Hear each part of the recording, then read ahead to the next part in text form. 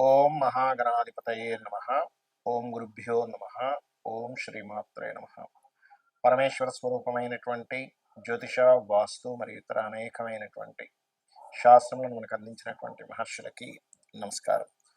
హయగ్రీవ హయగ్రీవ హయగ్రీవేతి యోవధేత్ తస్య నిస్సరతేవాణి జన్మకన్యా ప్రవాహవత్. అరుణాం కరుణాతరంగితాక్షీం ధృతపాశాంకుశపుష్పబాణచాపాం మణిమాదిభిరావృతాం మయూకైః అహమిత్యేవ విభావయే భవానీ. శ్రీమాత్రే నమః.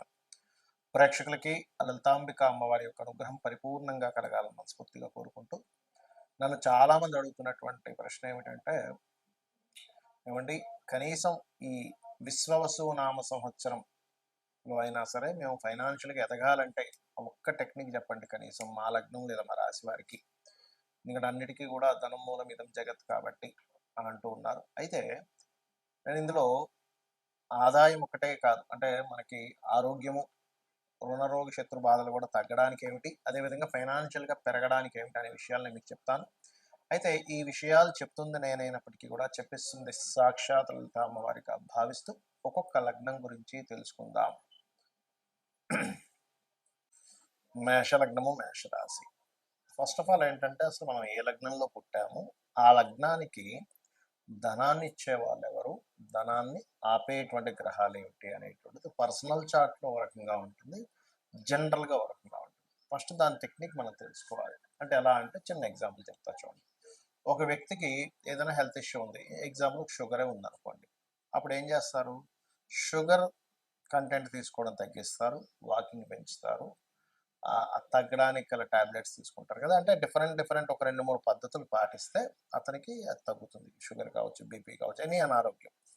లేకపోతే ఒక వ్యక్తి మంచి బాడీ బిల్డర్ అవ్వాలి, అప్పుడు ఏం చేస్తారు, దానికి సంబంధించిన ఫుడ్ తీసుకుంటూ ఎక్సర్సైజ్ చేస్తూ ఉంటారు. అట్లాగే మనకి జ్యోతిష్ శాస్త్రంలో కూడా సాధన, ధన సాధన మీ యొక్క లగ్నాన్ని బట్టి, అసలు ఈ సంవత్సరం ఉన్నటువంటి గ్రహస్థితిని బట్టి ఏ రకంగా మీరు సాధన చేస్తే మీకు ధనం వస్తుంది.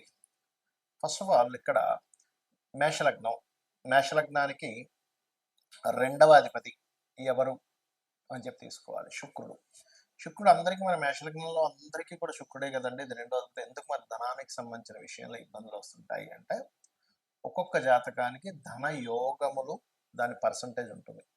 అంటే మీ లగ్నానికి శుక్రుడు ఎలా ఉన్నాడు, శుక్రుడు పాడయ్యాడా బాగున్నాడా, ఫస్ట్ తెలుసుకోవాలి. శుక్రుడు బాగా పాడయ్యాడండి, ధనయోగం తగ్గుతుంది. మరి దీన్ని యాక్టివ్ చేసుకోవడం ఎలాగా, దీనికి ఒక్కొక్క లగ్నానికి ప్రత్యేకంగా ఒక్కొక్క మంత్ర సాధన ఉంటుంది, మార్చి చేసుకునేటువంటిది. ఏమిటది అంటే, పర్టికులర్గా ఓం నమో నారాయణాయ, ఓం నమో వెంకటేశాయ, ఈ రెండు కలిపి చేయాలి సాధన. ఎంతసేపు చేయాలి, రోజుకు ఒక 40 నిమిషాల పాటు చేయాలి. అలాగే మీరు దానం ఇవ్వడం అనేటువంటిది ప్రత్యేకంగా ఎటువంటి దానం ఇవ్వాలి, ఏ దానం ఇస్తే మీకు ఈ సంబంధించినటువంటిది ఏదైతే మీరు ఇప్పుడు ఇబ్బంది పడుతున్నారో ధన సంబంధించిన విషయంలో క్లియర్ అవుతుంది అంటే, గోధుమలు గుర్తుపెట్టుకోండి, గోధుమలతో పాటు బియ్యము, శనగలు ఎక్కువగా ఇవ్వాలి. గోధుమలు ఒక్కసారి ఇస్తే సరిపోతుంది, బట్ బియ్యము, శనగలు కంటిన్యూస్గా ఇస్తూ ఉండాలి. మీరు ఇస్తూ ఉంటే ఏమవుతుందంటే, మీకు ఏదైతే అక్కడ ఆగుతున్నాయో ఆపేటువంటిది శనగలు, బియ్యం, ఆ అవయోగం అనేటువంటిది పోతుంది. అదేవిధంగా మీ పర్సనల్ చార్ట్లో అసలు రెండవ స్థానంలో ఏదైనా పాపగ్రహం ఉందా, రెండవ అధిపతి ఎలా ఉన్నాడు, మీకు ప్రస్తుతం నడుస్తున్నటువంటి మహాదశలు ఎలా ఉన్నాయి ఏమిటనేటువంటిది కూడా చూసుకోవాలి. అలాగే ఇక్కడ ఒక విషయం ఏంటంటే, కంటిన్యూస్గా చేయాలి. ఏదైనా 2 రోజులు చేసి ఆపేస్తే మాత్రం కాదు. వీటితో పాటు చేయవలసినటువంటి కొన్ని విధి విధానాలు ఏమిటి అంటే, మీరు ఓం సంపత్కరీ సమారూఢ సింధుర వ్రజ సేవితాయై నమః, అదేవిధంగా ఓం ధర్మాధ్యక్ష ధనాధ్యక్ష ధన ధాన్య వివర్ధిని అయిన ఈ మంత్రం మోస్ట్ పవర్ఫుల్ ఫైనాన్షియల్ గ్రోత్కి. మీరు అనుకోవచ్చు, ఏమండి మరి నేను మంత్రాన్ని ఏ పని చేయకుండా, ఏ వ్యాపారం చేయకుండా ఇంట్లో కూర్చొని చేసుకుంటే వస్తుందా? నేను ఒక మాట చెప్తాను. ఈ మంత్రం చేయగానే ఫస్ట్ మీకు ఇంట్లో కూర్చోబుద్ధి కాదు. ఈ మంత్రానికి ఉన్నటువంటి ఎలాంటిదంటే, ఎలాంటి పవర్ అంటే, ఇప్పుడు చూడండి, మిమ్మల్ని ఎవరైనా రోషంగా ఒక మాట అన్నారు, నువ్వు ఎందుకు పనికిరావు అది ఇది, కొడుకు ఏం చేస్తాడు, ఇంట్లో నుంచి బయటికి వెళ్ళిపోతాడు ఫస్ట్. ఇంట్లో అలా సైలెంట్గా కూర్చోడు. ఎందుకు? ఆ మాటల ద్వారా మీకు ఆ చలనం కలిగింది. లేదా కొంతమంది మీతో ఛాలెంజ్ చేస్తారు, నువ్వు ఈ పని చేయలేవని. ఎందుకు చేయలేదని చెప్పి చేస్తారు. అంటే ఏమిటి? ఒక మాటకి ఒక ఎనర్జీని ఒక ఉద్రేకం వచ్చేలాగో, ఒక కోపం వచ్చేలాగో, ఒక పట్టుదల వచ్చేలాగా ఎలా ఉంటుందో, కొన్ని అక్షరాలకి, అందులో ముఖ్యంగా లలితా సహస్రనామాల్లో చూడ్డానికి నామంలాగా అనిపించేటువంటి దానికి మీ ఆలోచన విధానాలు ఇంట్లో కూర్చొని ఎవరు గుర్తుపెట్టుకోండి. నేనేం చేయాలి? ఏ తపన? నేను ఎట్లా ఏ బిజినెస్ చేస్తే బాగుంటుంది? ఏ వ్యాపారం చేస్తే బాగుంటుంది? అనేటువంటి ఒక చక్కటి ఆలోచన మీకు ఇచ్చేలా చేసి రైట్ రూట్లోకి వెళ్ళేలాగా చేస్తుంది ఆ మంత్రం. అప్పుడేంటి? సరే నేను పలానా కోర్స్ చేయాలి. ఇవాళ రేపు డిమాండ్ దీనికి ఉంది కాబట్టి చేస్తాను అనే దాంట్లో చెప్తుంది. అలాగే మరొక విషయం ఏంటంటే, ఎప్పుడు కూడా ఇప్పుడు నేను చెప్పినటువంటి సాధన ఒక ఎత్తు అయితే, మీ పర్సనల్ చార్ట్‌లో ఏ మహాదశ నడుస్తుంది? ఆ మహాదశ ఎటువంటి రూపంలో ధనయోగాన్ని ఇస్తుంది అనేది మీ పర్సనల్ చార్ట్‌లో చూసుకోవాలి. అదేవిధంగా మీ ధనాధిపతి ఎవరసలు? మేషం నుంచి మీనం వరకు 12 రకాలుగా ఉంటుంది. మేషానికి శుక్రుడైతే మిథున వృషభానికి మన మిథున రాశి అధిపతి అయినటువంటి బుధుడు అవుతాడు. మిథునానికి చంద్రుడు అవుతాడు. కర్కాటకానికి రవి అవుతాడు ధనాధిపతి. ఆ ధనాధిపతి ఒకరైతే ఆ ధనాన్ని యాక్టివ్ చేసేవాళ్ళు, డీయాక్టివ్ చేసేవాళ్ళు పర్సనల్ చార్ట్ పరంగా వేరువేరుగా ఉంటాయి.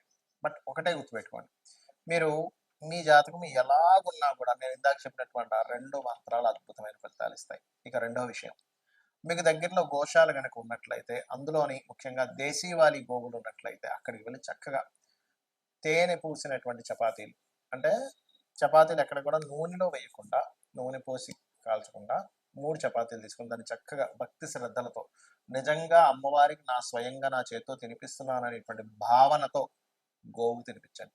తినిపించేటప్పుడు నేను ఇందాక చెప్పినటువంటి మంత్రాన్ని ఓం సంపత్కరీ సమారూఢ సింధుర వ్రజ సేవితాయ నమః. ఇంకొంతమందికి బాగా గొడవలుంటాయి. అంటే సంపాదన అంటేనే అసలు అదో పెద్ద యుద్ధంలాగా అలా ఉంటుంది. అలాంటి వారు చేయవలసింది ఏమిటంటే, అది ఎవరికి ఉంటుందంటే సర్వసాధారణంగా కుజుల్లో శని గాని, శనిలో కుజుడు గాని నడిచేటప్పుడు, పర్టికులర్‌గా కుజ మహర్దశలు నడుస్తూ, కుజ మహర్దశ కుజుడు పాడైనప్పుడు, శని మహర్దశలు నడుస్తూ శని బాగా పాడైనప్పుడు ఏమవుద్దంటే, అసలు రోజు గడవడమే ఒక పెద్ద యుద్ధంలా ఉంటుంది. అమ్మో! ఎలాగండి అసలు అయ్య బాబోయ్! ఈ మంత్ రెంట్ ఎట్లా కట్టాలి? ఈ మంత్ ఈఎంఐ ఎలా కట్టాలి? ఈ మంత్ పిల్లలకి ఫీజులు ఎలా కట్టాలి? ఈ మంత్ అసలు రేషన్ తెచ్చుకున్నది ఎలాగా? అనేటువంటి ఒక భయంకరమైన సిట్యుయేషన్స్‌లో కొంతమంది ఉంటారు. అలాంటి వారికి అద్భుతమైన మంత్రం ఏంటి అంటే, ఓం నవవిద్రుమ బింబశ్రీ న్యక్కారి రతనచ్చదాయై నమః. ఇది అద్భుతంగా పనిచేస్తుంది. కానీ నమ్మకంగా చేయాలి. చాలా మంది అంటుంటారు, ఏమండి నమ్మకంగా చేయాలి, నమ్మకంగా చేయాలి. ఎందుకు నమ్మకంగా చేయాలి అంటే, దానికి కూడా నేను మీకు చెప్తాను ఇప్పుడు సమాధానం. ఏమిటంటే, దేవతకు ఉన్నటువంటి లక్షణం ఏమిటంటే, మనం నమ్మినప్పుడు, అరే నన్ను నమ్మాడు కాబట్టి నేను ఇది చేయాలనేటువంటి ఒక ధర్మం ఉంటుంది దేవతకి. కాబట్టి నమ్మినందుకు నమ్మిన వారికి చేసేటువంటి ధర్మం దేవతకు ఉంటుంది. మనుషులు కూడా నమ్మకపోవచ్చు, మనం నమ్మినా వాడు నన్ను నమ్మితే ఏంటి, నమ్మకపోతే ఏంటి అనేటువంటి లక్షణాలు కొంతమందికి ఉండొచ్చు. అందరూ అలా ఉంటారని అనట్లేదు. ధర్మంగా ఉండేవారు చూడండి, అయ్యో నన్ను నమ్మారండి, నేను ఈ పని చేయాలంటుంటాం. మరి దేవతకి ఎలా ఉంటుంది? నమ్మి మనం చేసినందుకు. కాబట్టి నమ్మి మనం చేస్తే ఆ ఫలితం వేరుగా ఉంటుంది.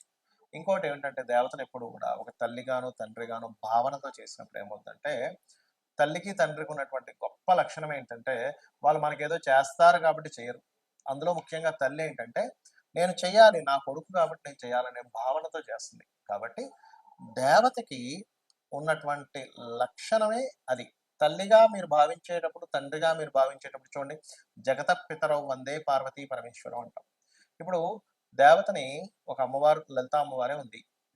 అమ్మా జగన్మాత నువ్వే నా తల్లివి అనేటువంటి తల్లి భావనతో ఎలా అయితే చేస్తామో, తల్లికి పొద్దున్నే లేవగానే అమ్మ ఏమైంది నీకు? నీకెలా ఉంది? నీవు మరి టాబ్లెట్ వేసుకున్నావా? తిన్నావా? లేకపోతే ఈ ఈ కొని తీసుకురానా? అని అడుగుతూ ఉంటాం. అలాగే ఒక దేవత దగ్గర ఉన్నప్పుడు మీరు నిజంగా తల్లే ఉంది అక్కడ అనేటువంటి భావనతో మీరు ఎప్పుడైతే చేస్తారో, సొంత పుత్రుడికి తల్లి చూడండి ఎంత చేసి పెడుతుంది. పొద్దున్నే లేచిపోతుంది, వాడి కోసం టిఫిన్ బాక్స్ అంటుంది, లేకపోతే వాడికి ఏదైనా అయితే కంగారు పడిపోతుంది. వాడు ఆలస్యంగా ఇంటికొస్తే, అయ్యో! ఇంకా రాలేదేమిటని ఒకటే కంగారు పడిపోతుంది తల్లి.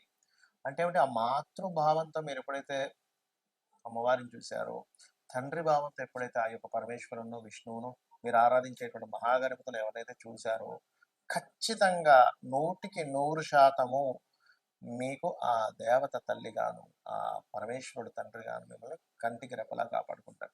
ఇందులో చాలా మందికి ఏమనిపిస్తుందంటే, అయ్యో! ఏమిటండి రోజు పూజలు చేస్తున్నాము, కానీ మాకు ఇలా చిన్న ఈ సంఘటన జరిగింది, ఆ సంఘటన జరిగింది అంటూ ఉంటారు. ఇక్కడేంటంటే పెద్ద సంఘటన జరగాల్సింది అక్కడికి ఆగిపోయింది. ఇంకొంతమంది, అయ్యో! ఆయన ఎన్నో పూజలు చేసేవారు, అసలు పుసుక్కున 50 ఏళ్ళకే చనిపోయారు అంటుంటారు. అంటే ఏమిటి? ఇంక ఈ లోకంతో నీకు సంబంధం లేదు. నా లోకాలకు వచ్చాయని తీసుకెళ్ళిపోతాడు. అది మనకు తెలీదు. మనకు ఉండేటువంటి బుద్ధికి మన అజ్ఞానానికి అర్థం కాదది. అర్థం కాక అయ్యో! పూజలు చేయని వాళ్ళేమో ఓ 80 సంవత్సరాలు బతికారు. చేసే వ్యక్తి ఏమో 60 సంవత్సరాలు బతికారు అని ఏవేవో పిచ్చి లెక్కలేసుకొని ఉంటాం. మనకు తెలీదు. ఒక జీవుడు జన్మించాడంటే, ఆ యొక్క జీవుడు ఆ పర్టిక్యులర్ కర్మ అనుభవించడానికి, ఆ పర్టిక్యులర్ పని కోసం భూమి మీదకొస్తాడు. అది అయిపోగానే ఆ జీవుడు ఇంకో లోకాలకో, ఇంకో దేహంలోకి వెళ్ళిపోతారు. అది సంబంధం లేదు. కాబట్టి ఇటువంటి విషయాలు మీరు శాస్త్ర సంబంధంగా చాలా విషయాలు చర్చించగా తెలుస్తూ ఉంటాయి. కాబట్టి మీకు ధనయోగం పరిపూర్ణంగా ఈ విశ్వవసు నామ సంవత్సరంలో కలగాలని మనస్ఫూర్తిగా కోరుకుంటూ శ్రీమాత్రే నమః.